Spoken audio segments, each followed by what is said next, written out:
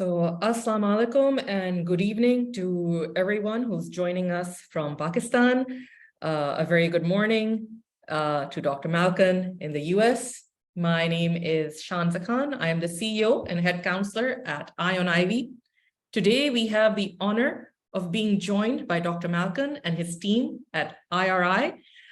This is indeed a unique opportunity for educationists and students who will be tuning in today to find out the latest in the world of college admissions.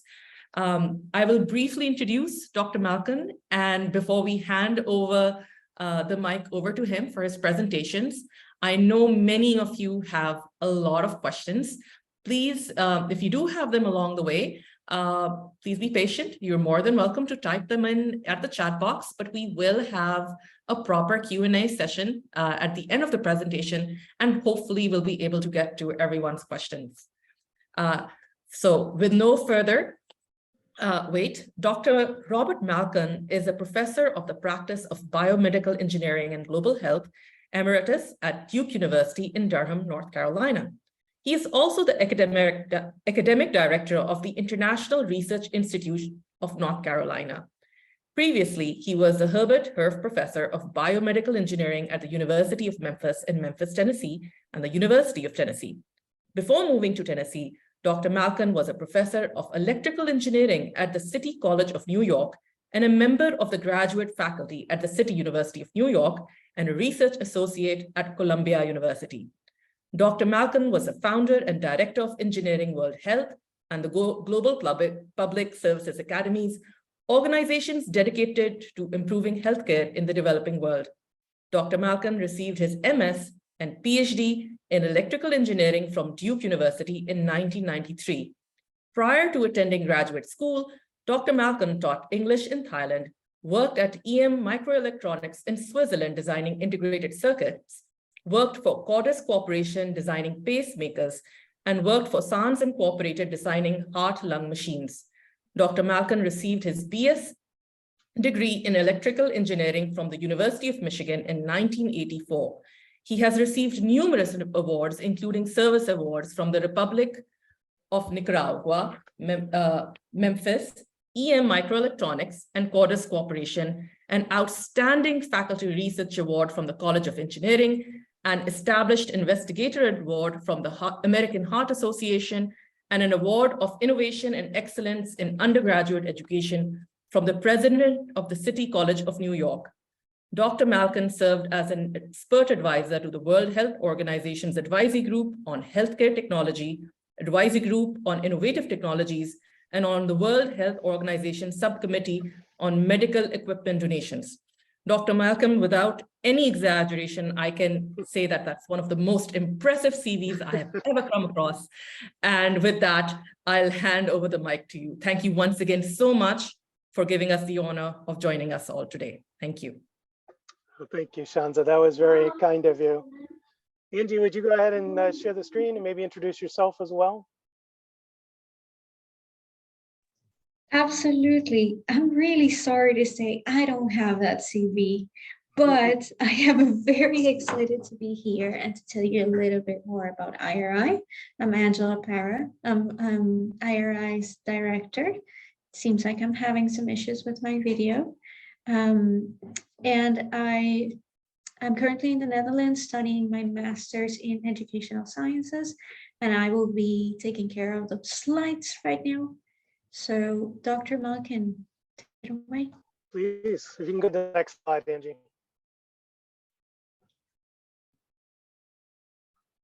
So, probably most of you know that UPenn reported last year that 30% of their applicants had performed research.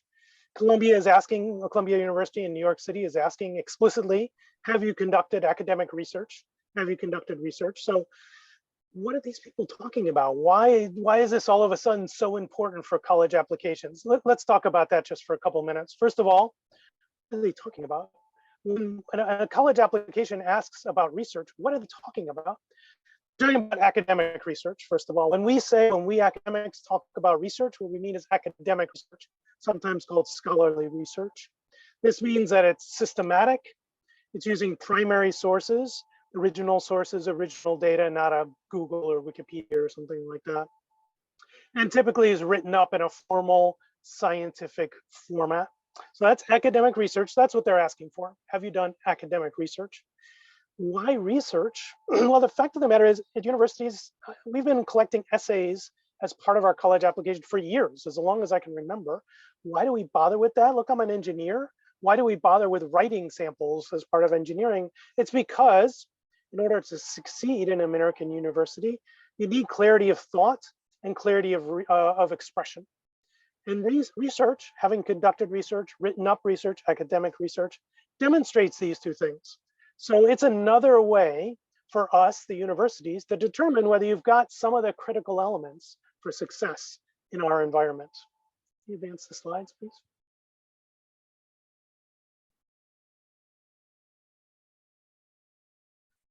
So there's no question that the best way for you to get a research experience is in person in a lab, where you're going to Columbia or you're going to Harvard and you're in a lab at Harvard 3 days a week, whatever. But you may not be able to do that. Those lab positions are difficult to get and they're potentially far away. And even in your own city, there may be 3 or 4 universities, perhaps in Islamabad or something, but they may not have lab spots that you can get into, or they may not be in interest areas that you share. Then you would want to consider a remote research opportunity. Can you advance the slides again, please? So let me just talk a little bit about what is a remote research lab and what you can do in a remote research lab. I'm going to talk about my own lab as an example, just to give you a feeling for what can be done by students in a remote situation. My lab focuses, as you already heard, on global health and medical instrumentation specifically. So let's take a look. Angie? So first of all, what is global health? Just a real quick one. This gives you an example so you understand what my lab focuses on. This is the prevalence of HIV. In other words, how many people test positive for HIV in an area. And you can see in my area in North Carolina in the United States, less than 1%. So there's about 1,200 students in my engineering school, in the Pratt School of Engineering at Duke. We might have 1 HIV positive person, we might have 0. If you look, for example, in South Africa, Angola, Why you take my video off? Lesotho, you can see something like Why you take my video off? Hello, yep, sorry. 30 or 35% I like that of video. the population. Yeah, hang on it, guys. If you could just mute your mics for a little bit, we'll get a chance to have questions in a few minutes. Thanks. Yeah, so there's something like 1/3 of the population in the southern tip of Africa is HIV positive. So, think about that for a minute. What would this mean for you? What would this mean for what sports you play, or where you go to the bathroom, or where you eat lunch? It would affect everything. And this is what global health is about. It's about looking at these huge differences across the world and differences that really matter, that affect your life. Advance the slides again, Angie. Medical equipment specifically, Director General of the World Health Organization said only about 70% of donated medical equipment or any medical equipment actually functions. So in addition to having a huge burden of health problems, there's a huge lack of services to meet those needs. So that's what we work on in my lab. So the students are developing tools to address those problems. Angie, one more slide, please. Here's the first example I wanted to share with you. This is a device for treating hyperbilirubinemia. Hyperbilirubinemia is sometimes called infant jaundice. Very, very common, actually. 50% of kids are born jaundiced. I have 2 children myself. Both of them were born jaundiced. Very easily treated. Use a bright blue light, and that breaks down the bilirubin molecule in the skin. But that requires electricity. Most of the hospitals that we work at do not have electricity or do not have electricity all the time. My students developed this device. You can see it in the person's hand there in the middle. And it treats the kid the same way. It's the same treatment, but it uses a motorcycle battery. So whether there's power or not at the hospital, the kid can still get treated. This company has since sunsetted, but these students helped about 35,000 children with this device. So quite a bit of impact. Can you move to the next slide, please? This is another one. This is a colposcope. Now, this is for treating or really screening and potentially treating cervical cancer. You're probably familiar with the Pap smear. That's a smear named after Dr. Papanikolaou. It is literally a smear. So a sample of cells is taken from the cervix with a fancy Q-tip, stuck into a tube. The tube is mailed off to a lab. The cells are smeared onto a slide and then stained. Someone who's trained looks at the slide, looks at the shape of the cells. If they're dysmorphic, if they're weird shaped, they call the doctor back, the doctor calls the patient back, the patient comes in and gets treated. That is never going to work in most of the places that I go to. For example, in Guatemala, there is no mail service.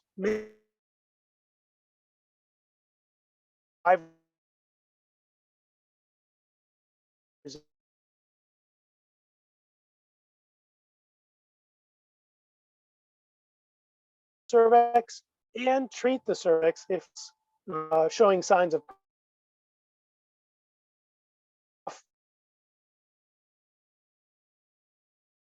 this device is still available, and there's a really nice spread on it in the New York Times. If you're interested in reading more about it, you can see it there at the bottom. Move to the next slide, please. This is a current project in my lab. This is a device for the prevention of transmission of HIV from mother to child. Remember, I mentioned that in the southern part of Africa, a third of all people are HIV positive. That includes pregnant moms. They're at very high risk of transmitting the disease from themselves to their child. One way to help to prevent that is to treat the child within 24 hours of birth. However, if a baby is born at home, they're not going to have the opportunity to be treated unless the mom has the meds with her. That usually isn't possible. But my students developed a device that allows the mom to store the meds and deliver the meds to the child, medication to the child at home. Something like 2.5 million units of this device have already been distributed. That's theoretically anyways, 2.5 million times that the spread of HIV has been prevented.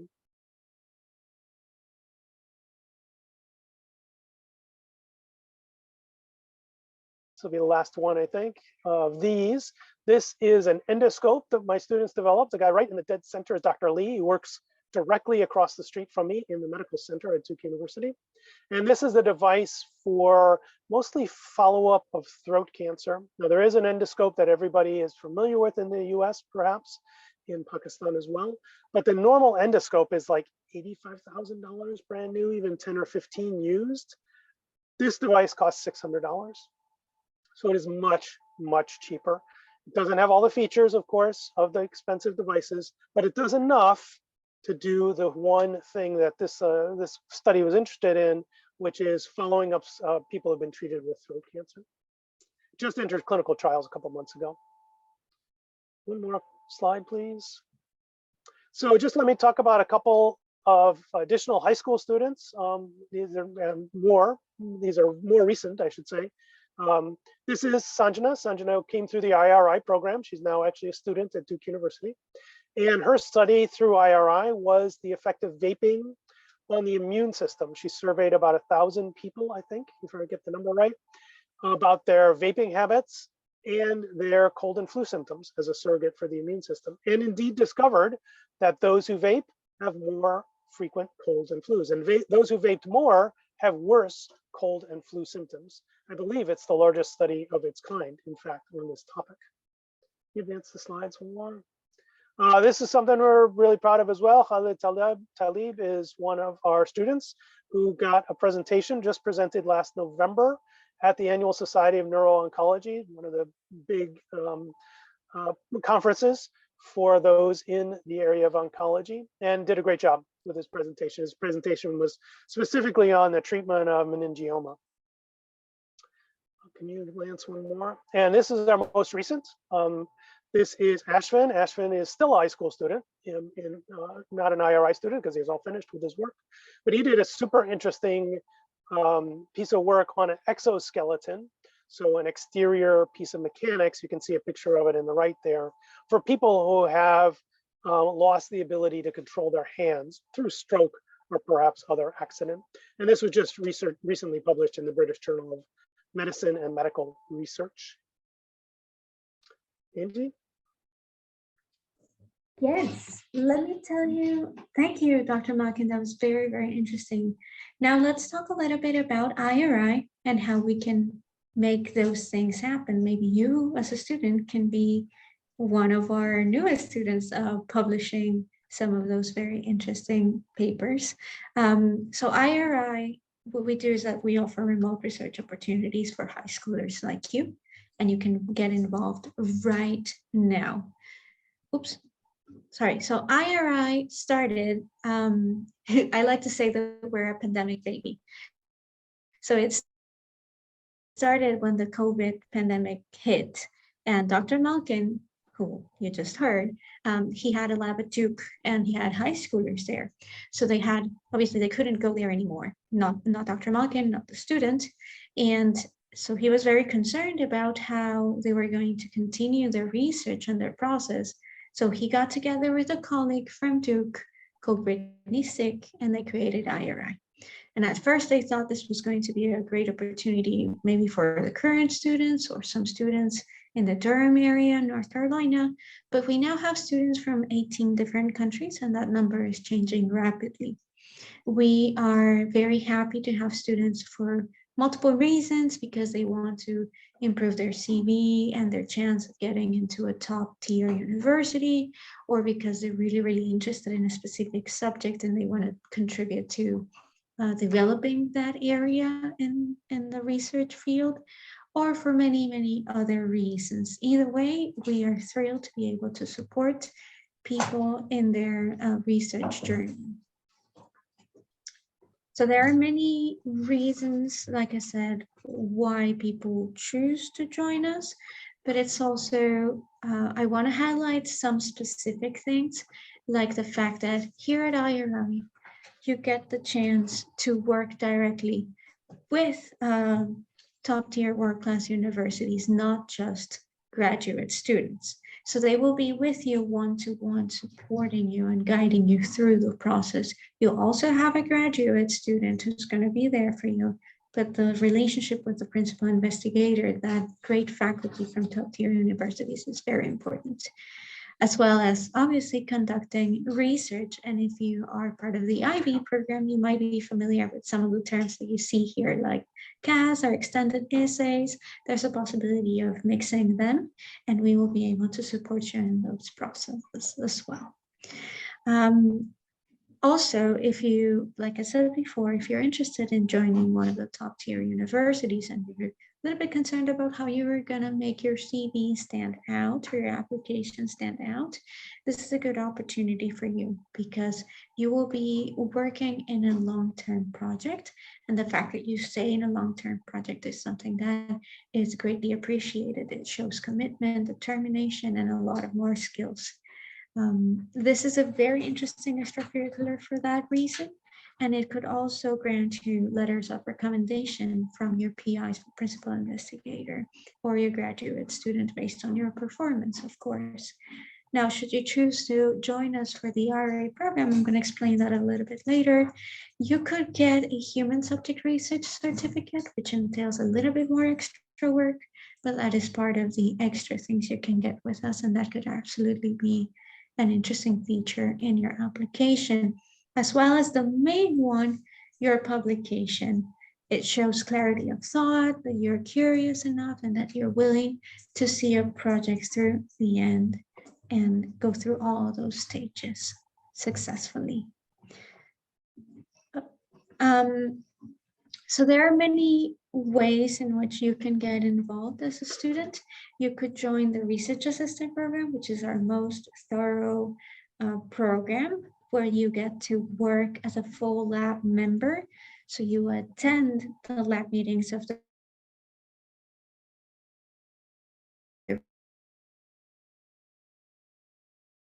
relationship with them and work towards your final publication. Now, if that sounds like it's a little bit too long, or maybe more than you're looking for, we also have the Introduction to Research program, which is are a shorter and less time-consuming program.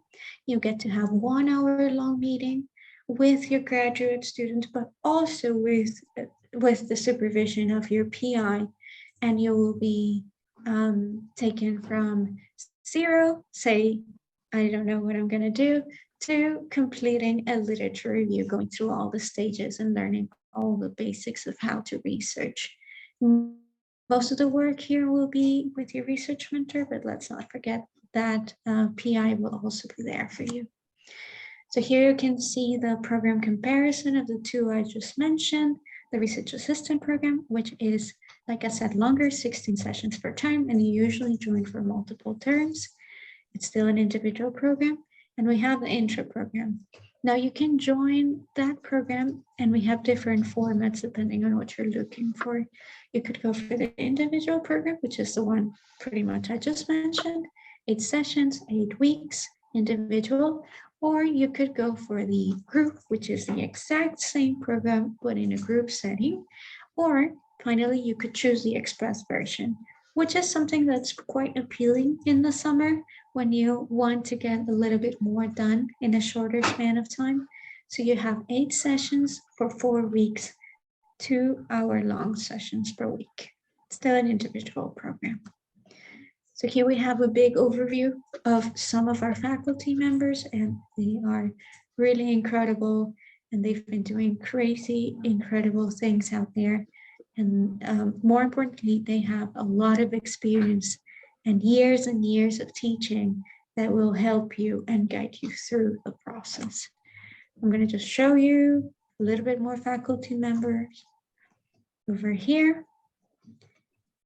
And last but not least, if this sounds like it could be interesting, it sounds exciting, you can absolutely apply. We have openings available right now, rolling admissions. So you can contact us by writing an email to admissions@iri-nc.org. You're going to receive an application form. You'll fill that out and send it back to the same email, okay? If you still have questions, you're not sure about something, you can always contact Dr. Malkin at robert.malkin@iri-nc.org, or you can contact me, angela.parra@iri-nc.org. And there's always the general info email that you can see here. I guess that is it for now, and I guess we're going to move on to the Q&A, and we can't wait to hear from you. Thank you. So, Dr. Malkin. So Angela, thank you Yeah. so much. And Dr. Malkin, thank you so much for that very insightful presentation. I would request participants to please put their questions in the chat box, put in your name, your school, and your questions in the chat box. And I did receive some queries earlier today, so I'll lob those your way, Dr. Malcolm, while everybody else puts their questions in. Absolutely. 2 queries that came in was, how intensive is this process? Is there any particular curriculum you need to have covered prior to becoming a research assistant? What if you've not covered the correct courses? Is that something that will be discussed with the principal investigator right in the beginning or not? So if you could please start off with that. Thank you. Yeah, that's a great question. So the application process for the intro program, let me start there, is pretty straightforward. We have many openings in that program. You do need to apply. There's a couple small essays that you have to write, and you will have an interview. All of that is done in English. But it's a pretty straightforward process, and most people, I would say, who can do well in the interview will get admitted to the intro program. The RA program is different. That is quite an intense process. So we do look carefully at your essays. You get at least 2 interviews, including one with a US faculty, but almost everybody will get 2 or 3 interviews with US faculty. Now, most of the students applying to the RA program are younger students. That program, remember, takes multiple terms. often as much as a year and a half. So it's quite a long program. So students are going to be tending to be on the younger side, sophomores, even sometimes freshmen joining the program. So your background in science is necessarily going to be less. Many freshmen, for example, haven't taken any high school level science, or maybe just a biology course, perhaps. No statistics, no physics is very common. So we know that, and we're used to that. Certainly we accept students who do not have that background. Now, the program probably will be easier for you if while you're taking the program, you're also taking physics and some advanced math.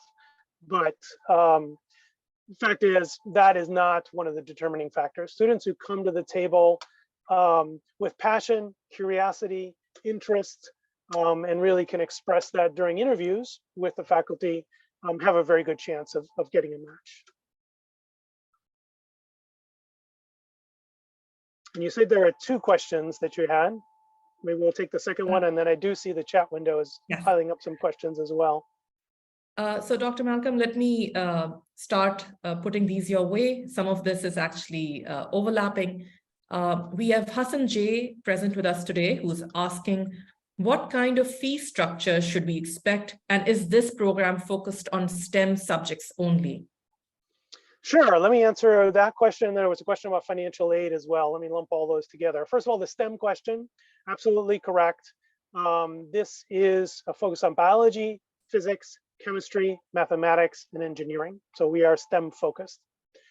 Question about fee structure. So it varies quite a bit. The group program that Angie mentioned is $995 per person. The intro program is $2,750.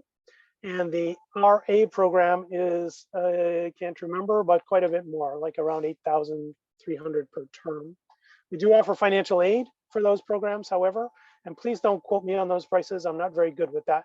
So double check with me or double check with Angie before you absolutely commit to those prices, but they're pretty close. And we absolutely do have financial aid for those who are interested and perhaps have some need, financial need. Thank you for that, Dr. Malkin. A couple of logistic questions coming in. Will the session take place during the summer? Do we have any flexibility around that? Yeah, it's a great question. So the intro program, that's the shorter one, about 8 weeks long. And we do have the 4-week express version. That is definitely offered in the summer. That's the most popular time, actually, is the summer. But we actually offer it year round. So we have students in the intro program right now. It just depends mostly on your schedule. As things stand right now, all of the summer scheduled starting dates are open. I predict they will start to close in about a month or a month and a half. They'll start as soon as a program fills up, we close that date. And so if you're interested in the summer and you want the full choice of all available dates, then you probably want to apply in the next 4 weeks or so. If you're very flexible and don't really care much when you start, then you probably have longer. We won't completely close off the summer for many weeks from now. Dr. Malkin, another question that we have in the chat group is by Humaira Muazzam, who says that her son is currently taking a gap year, and she's asking whether joining the summer program, would it be beneficial to him in the long run, and would it help him in any of the areas he's interested and keen to work with? Yeah, we absolutely do take gap year students. In fact, it's a great program for gap year students. Both the RA program and the intro program are great programs for gap year students. There are kind of 2 categories of gap year students. There are gap year students who have already been accepted to the university that they want to go to, and they're simply deferring. In that case, the program won't have any impact on admissions, of course, because you're already admitted. But it will help you when you arrive on campus. If you want to have a lab job when you get to campus, those are still very competitive. I get maybe 10 a day of undergraduates asking for spots in my lab, and I don't have nearly that many spots. So of course, those are quite competitive too. So it is very important to be able to stand out from that crowd as well. And having done the intro program, or especially the RA program and published, really makes you stand out for that as well. So it still can be beneficial, even for the gap year student who has already been accepted to the university. And the end part of that question was also very important, which is to say that The intro program is great for students who aren't quite sure what they want to do, because the beginning part of the intro program, first couple of weeks to 3-4 weeks, depends on your express version or regular version, is focused on trying to determine what question you should be focusing on. So we get students who come with absolutely no idea what they want to do, and that's perfectly fine. We will help you find a topic that meets with your passion and your interests and really gets you excited.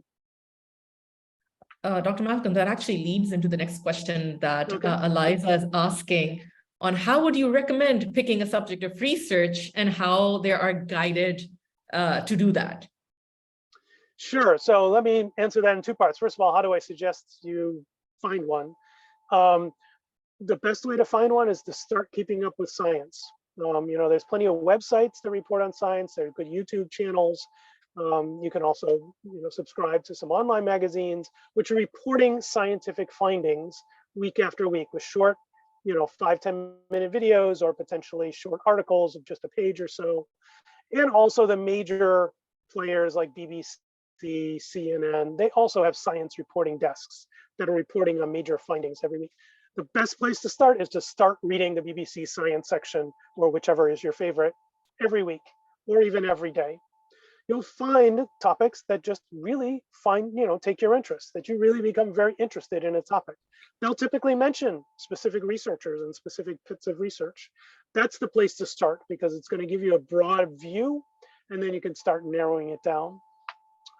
Ideally, if you follow that path, once you come to IRI, you already have a pretty general idea. You're interested in, dark matter in deep space astronomy or something like that, whatever is interesting to you. That's not specific enough. You still need to form a scientific question, which is separate than simply forming a curiosity, but we'll help you with that. That is what we do in the first 2 weeks, 3 weeks. We sit down, we have meetings with the PI, that's the faculty, with your graduate student, and we look at research papers, original sources, primary sources, and try to find ones that really resonate with your interest. So it's certainly a process. The best way is to start on your own, reading popular science journals or magazines, websites, news, YouTube, but we will help you take from that curiosity to scientific question. Thank you. I have Adil Umar asking, when exactly does the program start, the month and the date? And secondly, since the modern world is moving towards technological advancement and AI is expected to have high market value in the future, are there specific programs for that field being offered? Yeah, a couple of great questions. So the first one is easy. We have starting dates every 2 weeks throughout the year. So you can basically start anytime you want. It's a rolling admissions and we have start dates every couple of weeks. Right now, all of our summer start dates are completely available. They will start filling up, but they are all completely available now. So pretty much you can choose your starting date right this moment. That will stop, as we get more applicants, but right now you can. Second question is an interesting one about AI. AI is affecting everything, whether you like it or not. It's already affecting everything. It's part of your life. May not be obviously part of your life, but it is in part of your life somewhere. That's mostly being done in computer science as a field, which isn't a field that we cover. Most of AI right now, but not all, and most of computer science, but not all, is very applied. It's not very research oriented. And the research that is being done requires a fairly high level of mathematics, which isn't a great match for our program since we're dealing with high school students, many of whom have no calculus. If we're taking a freshman from high school, they won't have any calculus background. Sophomore may not have any calculus. Sometimes our juniors and seniors don't even have calculus. So it's a difficult field to touch right now. It's a little bit like economics, which is a great field of study, but is heavily dependent on advanced calculus. And so AI is a little bit difficult for us to touch. We are absolutely looking for faculty who can advise in this area, but at the moment we are not supporting computer science.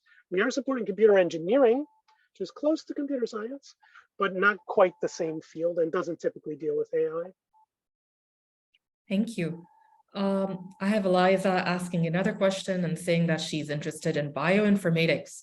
And how would that work out in a remote setting?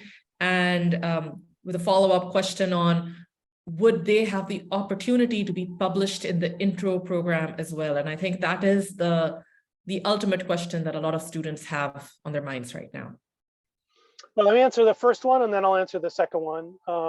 In terms of bioinformatics, we have several faculty who are excellent in bioinformatics. Dr. Delaval is doing some really interesting work on nutrition with some big data. And Dr. Lindsay Talal is doing some really interesting work on public health and big data. So we're absolutely doing that. I would say that, you know, it's kind of, bioinformatics has almost gotten to the point where everybody is doing it. It's super common for all of us to be working with big data sets. One of our neuroscience students right now is working on some fMRI big data. It's not being presented as a big data project. In fact, her presentation of the project is, why do you feel things when you listen to music? In other words, why do you feel happy when you listen to one song and sad when you listen to another song? And she's using fMRI scans of the brain while people are listening to music to try to answer this question. But it is essentially what we would have called a bioinformatics study because of this need for her analyzing huge data sets. But more raw traditional epidemiology, which is more what people tend to say when they're thinking bioinformatics, we absolutely are doing that. And Dr. Delaval and Talal are probably the closest to those areas. In terms of publication, I would be very cautious about attempting to publish your introduction to research work. We don't recommend that for students.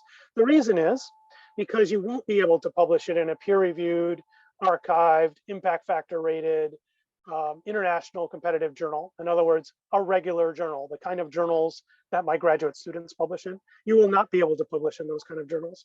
And if you publish in a junior science journal, for example, or a private label journal, and you present that in your college application as a publication, that is more likely to hurt you than to help you.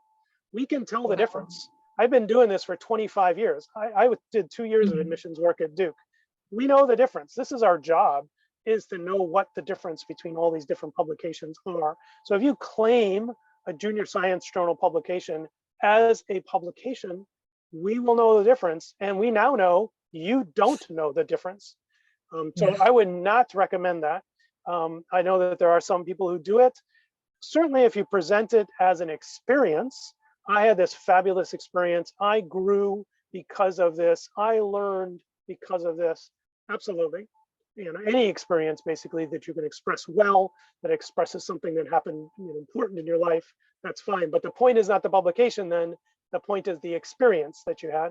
So I would be very cautious with that. And I would certainly recommend that you speak to your faculty, if you're in somebody else's program, certainly recommend that you speak to your faculty mentor.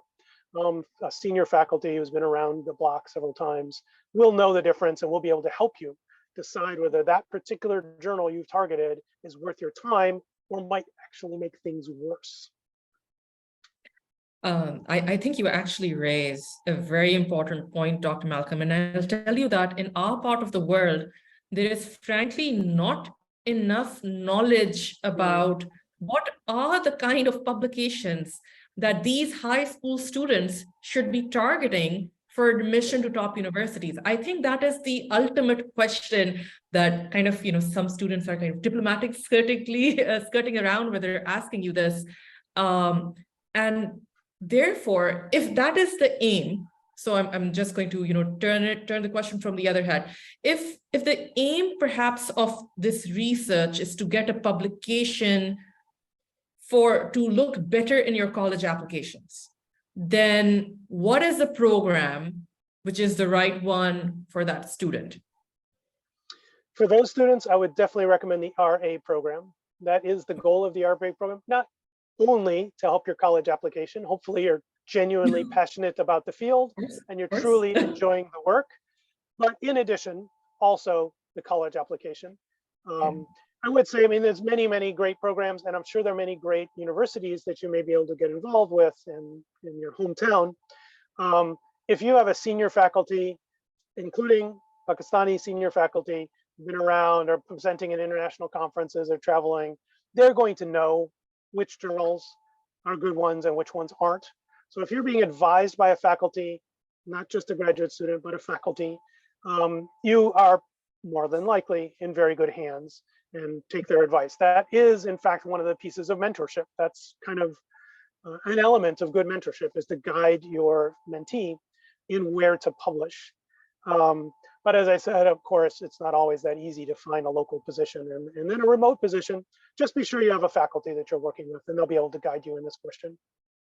Thank you. We have a question from Sayyida Ishal Galani, who is saying, what ages do you recommend the programs for? Yeah, great question. So the RA program, that's the one where you publish, that's the golden ring, that's the one with the most power for your life, perhaps, but also your college application. You really do need to think about applying in your sophomore year. If you think about it, it's a year, year and a half, potentially. You want to get published by November 1st of your senior year. At least that's the magic date in the American system for early decision applications, and your probability of acceptance is much higher in early decision, although there is a cost to applying in early decision. So it's a strategy question, but your college counselor can help you devise that strategy. Hopefully you have a good college counselor that's helping you, because it is a strategic decision. Then you really want to think about it in your sophomore year, so that you have enough time so that you completed the program by that magic date of November 1st. Now, if you're freshman, that's plenty of time. We do absolutely accept freshmen in the program. That gives you a little bit of extra time, so that's fine as well. If you're, let's say, a junior right now, if you're a junior or even a senior, well, senior, you kind of missed it. You missed your deadline. Even the regular decision deadlines, many of them are passed as well. But if you're a junior, the Introduction to Research program is a great choice right now. That will be finished if you start now, or even if you start in the summer, before November 1st. So you'll have that to include as your activities. You won't have the publication. Remember, the Introduction to Research doesn't end in a publication. We don't recommend the publication, but you do get the other elements. You get the letters of recommendation, including from faculty. All of our students work with US university faculty. You also get the event. So if you've experienced something, you can talk about it in an interview, for example, if you have an interview for a university or something like that. So you get a lot of the benefits. You do not get the publication, but you get a lot of the benefits. Now, let me just mention seniors. It's not too late for you. We absolutely have seniors that join the program, but for a different reason. Now it's not for your college application. It's for when you arrive on campus, so that you have some research experience, so that gives you a better opportunity when you arrive on campus to find a lab. This is particularly popular with students, for example, who are maybe thinking of medical school or a graduate school. So they're building up a portfolio for a future event. So there is a reason for seniors to join as well. Thank you. I have a question from Sohaib Arsalan. If IT is an option, including computer science? Yeah, so we talked a little bit about computer science earlier. IT is the applied branch of computer science. So it is very applied. I mean, it is only applied. So IT does not fit into IRI's portfolio. We only do research. Now, there are certainly internship organizations that set up internships, and that would be, if you're interested in IT, an internship in IT might make perfect sense. Again, best to talk to your college counselor about your entire portfolio and where that would fit in. But that would not fit in for research for us. We don't do applied. Computer science, there is research in computer science. We're not supporting it at the moment. I think I mentioned earlier, right now it requires pretty advanced mathematics, linear algebra, which is typically taken after calculus. And so for the moment, we aren't supporting computer science research. We do have computer engineering, however.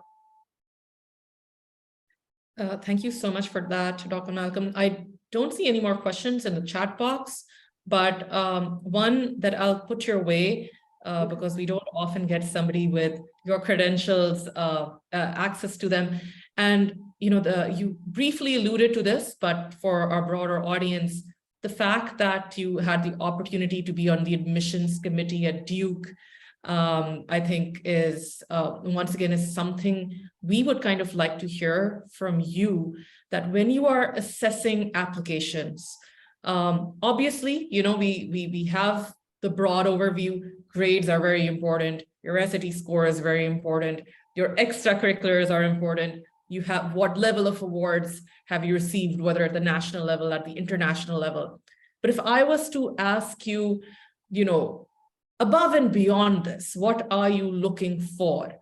I'd like to hear that from you. And I'm sure everybody else here would as well. Yeah, that's a great question. So it's a little bit complicated question. Let me answer a slightly different question that you didn't quite ask, but it's important to the answer. Let me just say, I did engineering. I'm an engineering faculty at Duke, and we do engineering admissions separate from everything else. And so I only worked on engineering. And at least in engineering, we received thousands and thousands of more applications than we have spots. So we only have a total freshman class in engineering of about 400, 500. And we would get thousands of applications. So one thing to keep in mind as a student is we reject a huge number of really talented students. So just as you don't get into Duke or you don't get into your favorite university, that does not mean there's something wrong with you. I really want to stress that there are thousands of great candidates that we just simply do not have room for. If we had more places, we would accept many, many more. The second thing that you mentioned, all of these credentials. The sad fact is a huge number of these applicants already have all of these things. So I have had a class where every single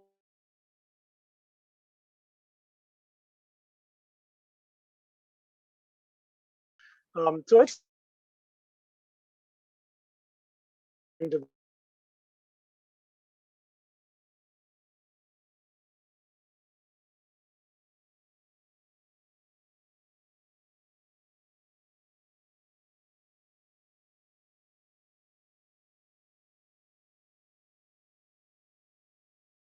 engineering area.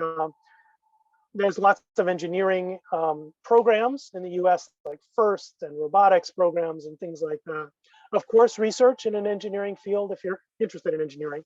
Of course, in other fields, it would be the same. I have colleagues across the entire university who also do this. They have the same criteria, not for engineering. So if you're really interested in French literature, they're going to be looking for French, your French background and your French passion. So what really can make you stand out is that you've got something that really shows that you're genuinely interested in this. And the reason is because, it's harder to reproduce. In other words, or maybe to put it a different way, when you come to campus, at least when you come to my classroom and my campus, it's actually really hard. We give you a lot of homework. It goes very quickly. The semester goes crazy quickly. It's a little bit insane how much work it gets crammed into a relatively short amount of time. And you need something to drive you through that. You need something that's really going to take you to the other side of all of that work, all of the homework, all the late night meetings, studying, etc. And that's going to be your passion. So somebody who can really demonstrate that is more likely to succeed. It's a great question, and I really just want to emphasize, we get thousands of great people more than we have spaces. So it's really not a statement about you as a person, even if you don't end up getting into Duke or one of these other great universities. Thank you. And thank you so much for emphasizing that, particularly as I think we have I see a couple of seniors in the room, and as early decision results come out and as they wait for regular decisions. I have a question again in the chat box from Maria, who's asking, how much financial aid is provided? And is there any chance of getting fully funded? What are the requirements, eligibility criteria for applying for financial aid? With a follow-up question of what platforms are employed for the programs? Are the sessions on Zoom? Yeah, some great questions there. So everything IRI does is 100% remote. We have no in-person component at all. Actually, Duke does have some in-person programming, but it's completely separate. It has no relationship to IRI. We are 100% remote. And we use Zoom mostly, but actually we may use Teams and Google Meets or Hangout. Oh, sorry, Teams is Microsoft, Google Hangout, something. Anyways, we use whatever platform we can to have the remote meetings. It doesn't matter which platform, but Zoom is our most popular one. In terms of financial aid, we do offer financial aid. We do not offer full financial aid. So everybody pays something, and it's very complicated. We have many students, I think around half are on some sort of financial aid through IRI, so it's quite a few. And most, I would say, on financial aid are using multiple sources. So they might get some from us, they might get some from their school, a little bit from their parents. Some of them are doing fundraising, like they're actually going out and getting jobs and things. So it can get pretty complicated with the financial aid. I would like to say our goal at IRI in any case is to try to make the financials not the reason you don't participate. So that's why we offer financial aid. And so we will work with you. I would not hesitate to apply simply for that reason. Just make sure when you contact admissions to get the application form for the financial aid and submit that at the same time. It does delay your application if you later on decide you want financial aid. Thank you. I have a question from Ada Lumer again, and I'm sure we can go on all night, so we're going to wrap up Okay. after this. But kind of going back to your previous answer, Dr. Malkin, what rate or percentage of students who take part in this program get admission into universities like Harvard, MIT? Of course, this program gives its 100%, but what part does it play in their admissions other than their personal achievements? So that's a great question. I wish I had a great answer, but I do not. Admissions is pretty complex, and we certainly do not claim that our students get into great universities only because they did our program. So it's really hard to say what percentage of the admissions success rate of our students is due to the IRI activity in their portfolio. But we do have students at Cornell, at Duke, Michigan, Stanford, and many other great universities throughout the US. Probably they were great students when they joined the IRI as well, but I think we did contribute to their applications and their success. No, I'm sure that's the case. I have a mom who's asking that her son applied to Duke, and what would be his chances of getting in because he applied for sports management. But I'm not quite sure whether you would be assessing those applications. I think more generally, the part that may be relevant is, are the chances of financial aid candidates less than regular applicants? At Duke University, you think that's what they're asking? Yeah. Yeah, so that's a great question. So the answer is complicated. Let me answer the first half of the question first. There are only two admissions pools at Duke anyways, engineering and everything else. There are other schools that do things differently, but that's the way Duke does it. Some schools do everything together, but that's the way Duke does it. So whatever other major somebody was interested in, if it's not engineering, then they're in the regular pool with the regular admissions. Students who are not US citizens, and I believe not permanent residents as well, do get treated differently if they apply for financial aid or they do not apply for financial aid. So the first pool of admissions to Duke for foreign students, that is non-American students who are also not permanent residents of the United States, is for students that do not require financial aid. That's again just the foreign students I'm talking about. After that period, then a separate admissions pool begins for foreign students that do require financial aid. For foreign students that do require financial aid, my recommendation is you to be careful to apply to every possible financial aid opportunity you can at Duke. There's not just the general financial aid. There are a bunch of other scholarship opportunities. You want to kind of search all of them out and apply to all of them. Again, a great college counselor will help you do this. Financial aid is part of the consideration when you're applying to college. So it's not like it's a separate thing. You kind of get in and then you figure out how you're going to pay for it. For most people, this has to go together. Yeah. And so I really strongly recommend for those who are kind of puzzled by it, and it is sadly kind of puzzling, a great college counselor is a way to really improve your chances of getting out the other side with a happy ending. Thank you so much, both Dr. Malkin as well as Angela. We are most grateful that you took out time to join us today and answer questions from all across Pakistan. Once again, I think this gives us really great insight about what is it in the world of college admissions which is beginning to be more emphasized and recognized. So thank you so much for that.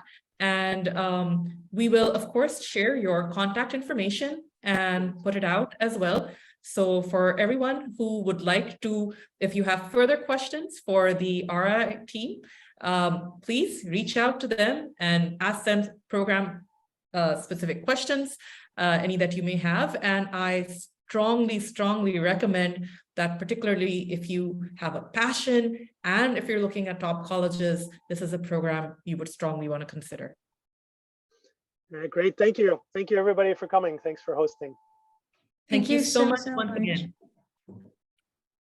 Thank you, everyone. Good night here from Pakistan, and have a great rest of the day, Dr. Malkin and Angela. Thank you. Thank you very much. Bye-bye, everybody. Bye-bye, everyone. Bye, everyone.